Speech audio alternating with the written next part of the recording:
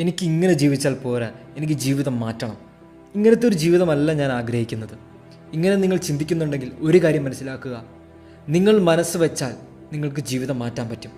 1 മാസം അല്ലെങ്കിൽ 2 മാസം അല്ലെങ്കിൽ 3 മാസം നിങ്ങളുടെ മുമ്പിലേക്കുള്ള സമയത്തിലേക്ക് നിങ്ങൾ നോക്കുക.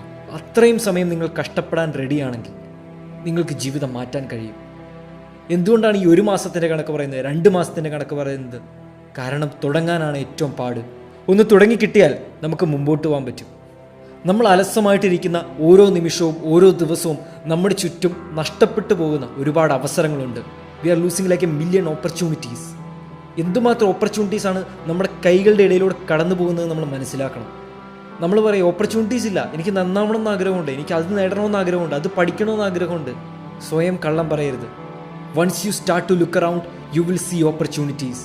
നിങ്ങൾ ചുറ്റും ശരിക്കുമൊന്ന് നോക്കി തുടങ്ങിയാൽ ചുറ്റും അവസരങ്ങൾ നിരന്നു കിടക്കും നിങ്ങൾ കാണാൻ തുടങ്ങും. നമ്മളെല്ലാം കാത്തിരിക്കുന്നത് ആരെങ്കിലും നമ്മുടെ ജീവിതത്തിലേക്ക് രക്ഷകനായിട്ട് കടന്നു വന്ന് നമ്മുടെ ജീവിതം രക്ഷപ്പെടുത്താനാണ്, നമ്മുടെ ജീവിതം മാറ്റിമറിക്കാനാണ്. അങ്ങനെ ആരും നമ്മുടെ ജീവിതത്തിലേക്ക് കടന്നു വരില്ല. ആരും ഇങ്ങോട്ട് വന്ന് നമ്മുടെ സ്വപ്നങ്ങൾ നേടിത്തരില്ല. നമ്മളാണ് ഇറങ്ങേണ്ടത്, നമ്മളാണ് തേടേണ്ടത്. സൗരവ് ഗാംഗുലി പറയുന്ന ഒരു കാര്യമുണ്ട്, everything in life is about standing up and making the most of your opportunities. ഇവിടെ ആദ്യം നമ്മൾ എഴുന്നേറ്റ് നിൽക്കണം, നമ്മുടെ ചുറ്റും നോക്കണം. എങ്കിൽ മാത്രമാണ് നമ്മൾ അവസരങ്ങൾ കണ്ടെത്തുകയുള്ളൂ.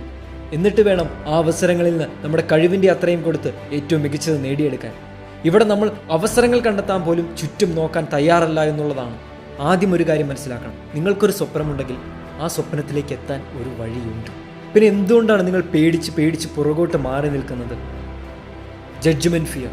മറ്റുള്ളവർ എന്ത് വിചാരിക്കും? ഞാൻ ഇങ്ങനെ ഒരു കാര്യം ചെയ്യാൻ തുടങ്ങിയാൽ മറ്റുള്ളവർ എന്ത് വിചാരിക്കും? ആദ്യം ഒരു കാര്യം മനസ്സിലാക്കുക, നിങ്ങളുടെ സ്വപ്നങ്ങൾ നിങ്ങളുടെ കണ്ണിലൂടെ അല്ലാതെ മനസ്സിലാക്കാൻ പറ്റില്ല. മറ്റാർക്കും അത് മനസ്സിലാക്കാൻ പറ്റില്ല. അതുകൊണ്ട് ആദ്യം എടുത്തു മാറ്റേണ്ടത് മറ്റുള്ളവർ എന്ത് വിചാരിക്കുമെന്നുള്ള ചിന്തയാണ്. ജഡ്ജ്മെൻറ്റ് ഫിയർ എടുത്തു മാറ്റുക. മറ്റുള്ളവർ എന്തും വിചാരിച്ചോട്ടെ. കാരണം നമ്മൾ ജയിച്ചു പോയാലും തോറ്റുപോയാലും നമ്മൾ അവർക്ക് ഉത്തരം കൊടുക്കേണ്ട ആവശ്യമില്ല. നമ്മൾ നമ്മളോട് തന്നെയാണ് ഉത്തരം കൊടുക്കേണ്ടത്.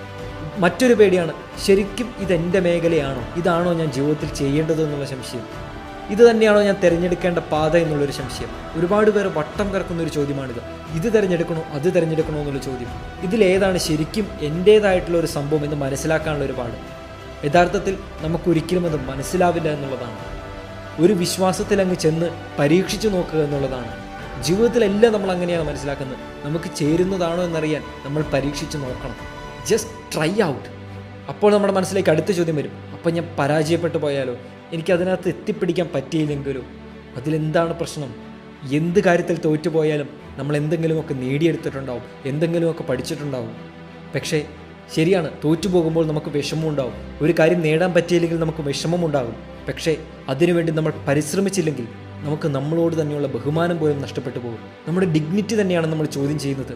ഒരു മനുഷ്യൻ്റെ ഏറ്റവും വലിയ കഴിവാണ് തീരുമാനമെടുക്കുക, അവൻ്റെ സ്വപ്നങ്ങൾക്ക് വേണ്ടി അധ്വാനിക്കുക എന്നുള്ളത്. അതുകൊണ്ട് അതിൽ ഉറച്ച് വിശ്വസിക്കുക. സത്യം പറഞ്ഞാൽ ജീവിതത്തിൽ നമുക്ക് മുമ്പോട്ടൊന്നും കാണാൻ കഴിയില്ല. മുമ്പോട്ട് ഇരുട്ടാണ്. എന്താണ് ഭാവിയിൽ സംഭവിക്കുകയെന്ന് ആർക്കും അറിയില്ല. എല്ലാവരും ഒരു ഉറപ്പിൽ എടുത്തു ചാടുന്നതാണ്. ഓരോരുത്തരും വിശ്വസിക്കുന്ന മേഖലകളിലേക്ക് ഇറങ്ങിപ്പുറപ്പെടുന്നതാണ്. അങ്ങനെ ഇറങ്ങിപ്പുറപ്പെടാനുള്ള ഒരു ധൈര്യം നമ്മൾ കാണിക്കണം. അങ്ങനെ ഇറങ്ങിപ്പുറപ്പെട്ടിട്ടോ എടുത്തു ചാടിയിട്ടോ തോറ്റുപോയിട്ടുള്ളവരില്ല എന്നല്ല. പക്ഷേ അവരൊക്കെ അവരുടെ ജീവിതത്തിന് അർത്ഥം കണ്ടെത്താൻ വേണ്ടി ഒരു യാത്ര നടത്തിയവരാണ്. ജിം കാരി ലോകമറിയപ്പെടുന്ന ഒരു നടനായതിനു ശേഷം തൻ്റെ ജീവിതത്തെക്കുറിച്ച് ഇങ്ങനെ പറയുന്നുണ്ട്, life opens up opportunities to you and you either take them or you stay afraid of taking them. നമ്മുടെ മുമ്പിൽ 2 ചോയ്സുകളുണ്ട്. ഒന്നില്ലെങ്കിൽ ആ റിസ്ക് എടുത്ത് മുമ്പോട്ട് പോകാം, അല്ലെങ്കിൽ സേഫ് സോണിൽ നിന്ന് അത് വേണ്ട എന്ന് വെച്ച് പേടിച്ച് പിന്നോട്ട് മാറാം. ഇതിലേതാണ് നമ്മൾ തിരഞ്ഞെടുക്കുന്നത് എന്നുള്ളതാണ്. നമ്മൾ ഇറങ്ങിപ്പുറപ്പെടുന്നെങ്കിൽ നമ്മൾ ആദ്യം മനസ്സിലാക്കേണ്ടത് തോൽക്കാനുള്ള നമ്മുടെ ശക്തി കൂട്ടണം. തോൽക്കാൻ കുറച്ചുകൂടി നമ്മൾ തയ്യാറായിരിക്കണം. നമ്മളെല്ലാം പെട്ടെന്ന് ജയിക്കണം, എളുപ്പത്തിൽ ജയിക്കണമെന്ന് ആഗ്രഹിക്കുന്നവരാണ്. ഒരു വീഡിയോ യൂട്യൂബിലിട്ടാൽ ഹിറ്റാവണം, അല്ലെങ്കിൽ ഒരാഴ്ച കൊണ്ട് ഏറ്റവും നല്ല ഫുട്ബോൾ പ്ലെയർ ആകണം, അത് പെട്ടെന്ന് പഠിച്ചെടുക്കണം. No, you have to fail before you succeed. Madam C J Walker പറയുന്നുണ്ട്, don't sit down and wait for opportunities to come, get up and make them. നിങ്ങളുടെ അവസരങ്ങൾ സൃഷ്ടിക്കാൻ പഠിക്കുക. കാരണം ലോകം എപ്പോഴും നിങ്ങൾക്ക് അവസരങ്ങൾ വെച്ച് നീട്ടണമെന്നില്ല. മറ്റുള്ളവരോട് ചോദിക്കാൻ മടി കാണിക്കാതിരിക്കുക. Don't fear to ask.